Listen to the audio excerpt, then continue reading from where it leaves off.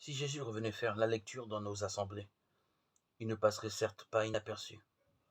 Les passages bibliques que nous écoutons d'une oreille parfois distraite nous paraissent sans doute vénérables, mais souvent aussi obscurs et bien éloignés de nos préoccupations contemporaines. Or Jésus, lui, transfigure le vieux texte d'Isaïe en une proclamation toute neuve et parfaitement actuelle. Cette parole de l'Écriture que vous venez d'entendre, c'est aujourd'hui qu'elle s'accomplit. Luc 4, 21. Qui d'autre que lui pourrait oser dire une chose pareille? Car c'est lui qui accomplit, qui est en train d'accomplir l'Écriture. Et de quelle manière? Non pas d'abord parce qu'il fait ou parce qu'il dit, mais parce qu'il est, par son identité profonde, par sa simple présence au milieu des hommes. Tous dans la synagogue avaient les yeux fixés sur lui. Luc 4, 20. Rempli de l'Esprit Saint consacré par Dieu son Père, il est Emmanuel, Dieu avec nous. Et c'est cela la bonne nouvelle annoncée aux pauvres.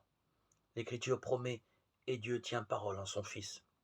Ce qui était vrai aujourd'hui, il y a 2000 ans, dans la synagogue de Nazareth, est toujours vrai aujourd'hui, dans nos assemblées, puisque le Christ est présent là où quelques-uns sont réunis en son nom.